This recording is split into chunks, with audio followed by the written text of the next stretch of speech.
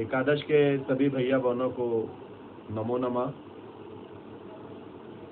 आप सब लोगों को एकादश कक्षा में विज्ञान विषय लेने पर बधाई हो। अभी तक हम जानते हैं कि 10वीं कक्षा में आप लोगों ने जो विज्ञान पढ़ा वो विज्ञान का बेसिक नॉलेज था। अब वास्तविक आप लोग अभी विज्ञान के स्टूडेंट बने हो। विज्ञान यह विषय बहुत ही बृहद है, विस्तार से फैला हुआ है। और सबसे पहले तो मैं आपको इस वीडियो के माध्यम से ये समझाने का प्रयास करूँगा कि जिस विज्ञान को अपन बोलते हैं कि विज्ञान क्या है, हम विज्ञान के छात्र हैं, हम विज्ञान के स्टूडेंट हैं, ये एक्चुअल में विज्ञान है क्या। कक्षा 10वीं तक तो हमने विज्ञान की केवल बेसिक जानकारी ली है। अब वास्तव में आप लोग विज्ञान के स्टूडेंट बनने जा रहे हो। एक्चुअल में विज्ञान जो है यह हम प्रकृति में विभिन्न प्रकार की जो घटनाएं घटती है, किसी भी प्रकार की घटना हो सकती है, उन घटनाओं को हम उसके प्रेक्षण लेते हैं। प्रेक्षण लेने के बाद में फिर उसके बारे में हम तर्क देते हैं। तर्क मतलब कि हमने जो देखा, प्रेक्षण का मतलब होता है उसकी रीडिंग करना, उसके जानकारी को एकत्रित करना, उसको प्रेक्षण बोलते हैं। आप लोगों ने देखा होगा कि अपन प्रयोग करते हैं, एक्सपेरिमेंट करते हैं, तब अपन रीडिंग लेते हैं, जिसको बोलते हैं प्रेक्षण सारणी। प्रेक्षण का मतलब कि हम जिस भी चीज के बारे में प्रैक्टिकल करने जा रहे हैं, प्रयोग करने जा रहे हैं, उसका रीडिंग लेना, उसके बारे में सुव्यवस्थित क्रमबद्ध मतलब कि स्टेप बाय स्टेप जो है अपन उसका रीडिंग लेते हैं, उसको देखते, उसके बारे में प्रेक्षण लेते हैं। ठीक है, तो क्रमबद्ध प्रेक्षण। फिर प्रेक्षण लेने के बाद में हम फिर अपना तर्क लगाते हैं, लॉजिक लगाते हैं कि ये प्रेक्षण जो अपने को मिले उसका लॉजिक क्या है, इसके पीछे में क्या लॉजिक है, क्या हो सकता है। और फिर उसके बाद में फिर हम उससे संबंधित एक्सपेरिमेंट करते हैं, प्रयोग करते हैं। तो इसके सुव्यवस्थित ज्ञान को ही विज्ञान कहा जाता है।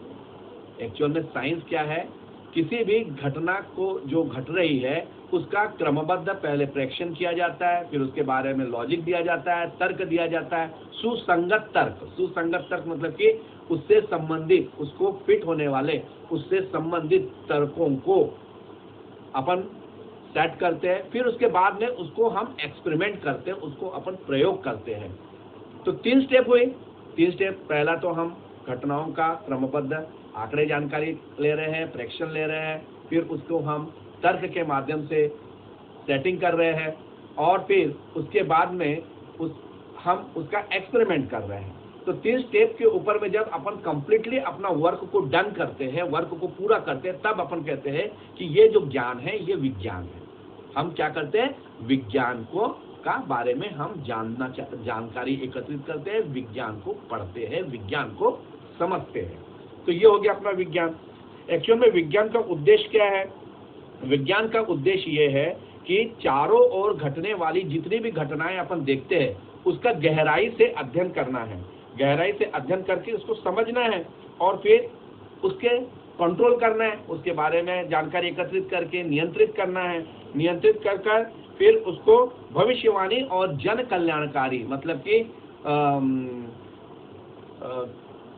लोक कल्याणकारी भाव से फिर उसको हमको क्या करना है, बनाने में उसकी ये करना है, उसको लगाना है अपने ज्ञान को, है ना। यही जो है उसका मुख्य उद्देश्य है।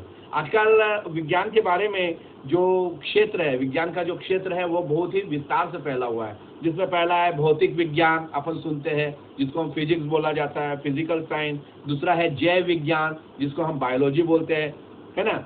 अब इसके अंतर्गत, इस विज्ञान के अंतर्गत हम अभी जो है वो भौतिक विज्ञान के बारे में जानेंगे। तो भौतिक विज्ञान क्या है? भौतिक शब्द जो है ये वास्तव में विज्ञान की वह शाखा है जिसके अंतर्गत हम प्रकृति मतलब कि नेचर, और प्राकृतिक मतलब कि नेचुरल घटनाएं, प्रकृति मतलब नेचर, जो भी अपना नेचर है, प्रकृति है, और इस प्रकृति में घटने वाली घटनाएं मतलब कि प्राकृतिक वातावरण में घटित होने वाली घटनाओं का जो अध्ययन किया जाता है वही वास्तव में भौतिक विज्ञान है, जिसको हम फिजिक्स कहते हैं। ठीक है, तो हम कह सकते हैं कि भौतिकी विज्ञान की वह शाखा है जिसके अंतर्गत द्रव्य, ऊर्जा और उसमें अंतर्निहित अंतर क्रियाओं का अध्ययन किया जाता है। ठीक है, भौतिकी की परिभाषा अपन कैसे देंगे? भौतिकी की परिभाषा भी भौतिकी विज्ञान की वह शाखा है जिसके अंतर्गत हम द्रव्य, ऊर्जा और उनकी अंतर क्रियाओं का अध्ययन करते हैं। यह है भौतिकी की परिभाषा। अब द्रव्य क्या है? द्रव्य क्या है? द्रव्य जिसमें द्रव्यमान होता है, जो स्थान को घेरता है और हम उसका अनुभव अपने ज्ञानेंद्रियों के द्वारा करते हैं, वह द्रव्य है। हम लोगों ने अभी समझा ना कि भौतिक विज्ञान क्या है? जिसमें द्रव्य, ऊर्जा और अंतर क्रियाओं का अध्ययन किया जाता है, वो भौतिकी है। अब ये द्रव्य क्या है? अब आप लोगों के दिमाग में आ रहा होगा कि द्रव्य क्या है। तो द्रव्य जो है वह द्रव्य होता है जिसमें द्रव्यमान होता है, जो स्थान घेरता है और जिसका अनुभव हम अपनी ज्ञानेंद्रियों के द्वारा कर सकते हैं। अपनी ज्ञानेंद्रिया तो आप लोग जानते हो, पंच ज्ञानेंद्रिया होती है हम लोगों की। आँख है, कान है, नाक है, त्वचा है ना, जीभ है, ये सब ज्ञानेंद्रिया है। तो इसका अनुभव अपनी ज्ञानेंद्रियों के द्वारा कर सकते हैं, वह द्रव्य होता है। अब द्रव्य के भी 3 प्रकार होते हैं। आगे में अपन द्रव्य के प्रकार में आते थे। द्रव्य कितने प्रकार के हुए? 3 प्रकार के होते हैं, जो आप बचपन से पढ़ते आ रहे हो विज्ञान में। ठोस, द्रव और गैस, ये तीनों द्रव्य है। द्रव्य के मैटर हुए। द्रव्य को अंग्रेजी में मैटर कहा जाता है। ठीक है, अब इसके अंतर्गत ठोस, द्रव और गैस के बारे में तो आप सब जानते हो कि ठोस में अणु एकदम निकट होते हैं, द्रव में थोड़े उनसे दूर होते हैं और गैस में एकदम दूर दूर होते हैं, है ना। तो इसके बारे में मैं ज्यादा गहराई में नहीं जाऊंगा। ठीक है, ऊर्जा क्या होती है? ऊर्जा जो है कार्य करने की क्षमता, हम जो वर्क डन करते हैं उसकी जो कैपेसिटी होती है, वो जो क्षमता होती है वह ऊर्जा है। ठीक है, समझ में आ रही बात? इसको हम ऊर्जा कहते हैं। हम लोगों ने एक महान वैज्ञानिक का नाम सुना है जिसका नाम था अल्बर्ट आइंस्टाइन। ठीक है, अल्बर्ट आइंस्टाइन के अनुसार द्रव्यमान को ऊर्जा में, ठीक है, सुन लीजिए अच्छे से, द्रव्यमान को ऊर्जा में और ऊर्जा को द्रव्यमान में हम जो है परिवर्तित कर सकते हैं, जिसके लिए उन्होंने एक समीकरण दिया, E = mc², जहां पे E जो है वो एनर्जी है, ऊर्जा है, M जो है वो मास है, मतलब द्रव्यमान है, और C जो है वह है निर्वात में, मतलब कि वैक्यूम में प्रकाश के द्वारा प्रकाश का वेग है। निर्वात में प्रकाश का वेग है। तो इस समीकरण को आइंस्टीन का द्रव्यमान ऊर्जा तुल्यता समीकरण भी कहा जाता है। अब भौतिक विज्ञान की कितनी शाखाएं हैं? जल्दी जल्दी अपन टॉपिक पे आएंगे। भौतिक विज्ञान की शाखाएं जो है वो है चिरसम्मत सांख्यिकी, चिरसम्मत भौतिकी, दूसरा है यांत्रिकी जिसको हम कहते हैं मैकेनिक्स, फिर है उष्मागतिकी जिसको कहा जाता है थर्मोडायनामिक्स, तीसरा होता है प्रकाशिकी जिसको कहा जाता है ऑप्टिक्स, चौथा है विद्युत चुंबकत्व इलेक्ट्रोमैग्नेटिज्म। ठीक है, उसके बाद में आधुनिक भौतिकी, ये तो होगी चिरसम्मत भौतिकी। चिरसम्मत भौतिकी के अभी मैंने प्रकार आपको बताया।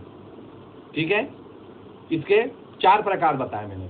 अब अपन पढ़ते हैं आधुनिक भौतिकी। आधुनिक भौतिकी में क्या होता है? आधुनिक भौतिकी एक्चुअल में जब 19वीं शताब्दी के बाद में जो भौतिकी के ऊपर में अनुसंधान हुए और जो भौतिकी के बारे में वैज्ञानिकों ने अध्ययन करके हमारे सामने प्रस्तुत किया, वो पूरा भौतिकी का जो पार्ट है, फिजिक्स का जो पार्ट है, वो मॉडर्न फिजिक्स कहलाता है, जिसको हम आधुनिक भौतिकी कहते हैं। इस आधुनिक भौतिकी के अंतर्गत क्या आता है?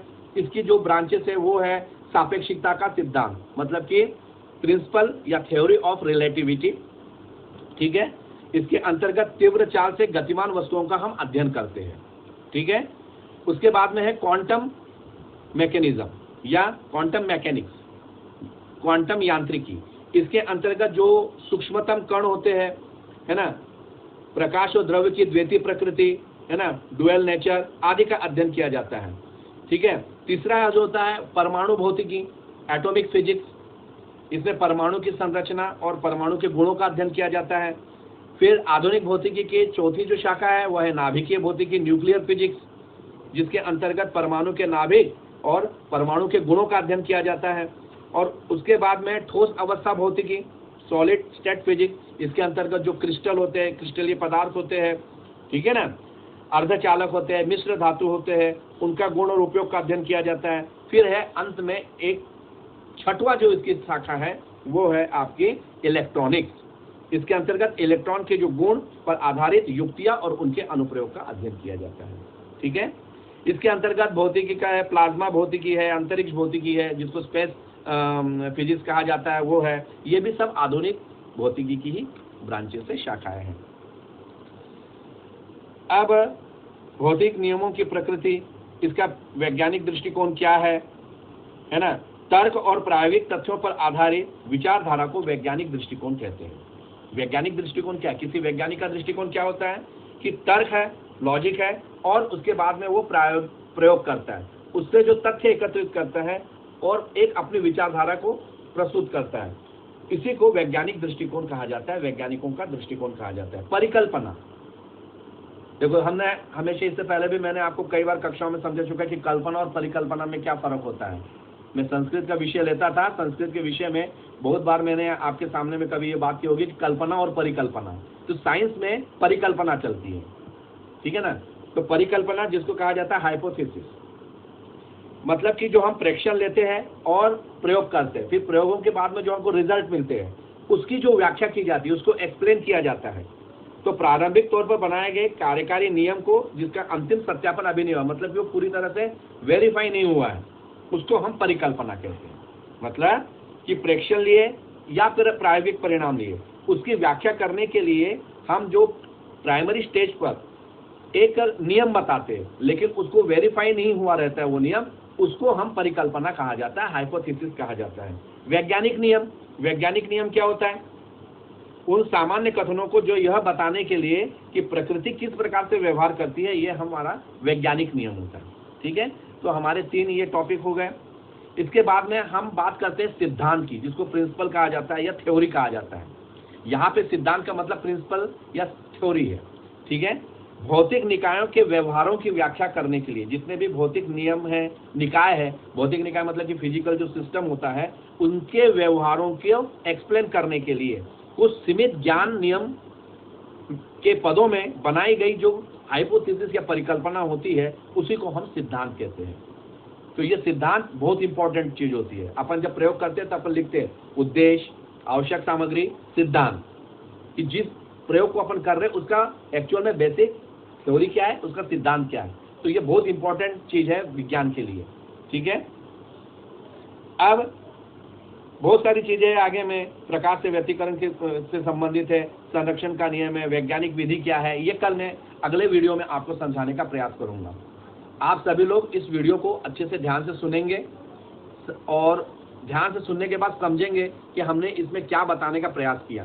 सब लोगों के पास में नवबोध प्रकाशन की भौतिकी की किताब जो है वो आ गई होगी। यदि नहीं आई होगी तो वैसे भी मुझे कमेंट्स करके बताएं कि आचार्य जी हमारे पास में बुक नहीं है, तो मैं इसके फोटो जो है वो आपको भेज दूंगा जहाँ से अपन पढ़ रहे हैं।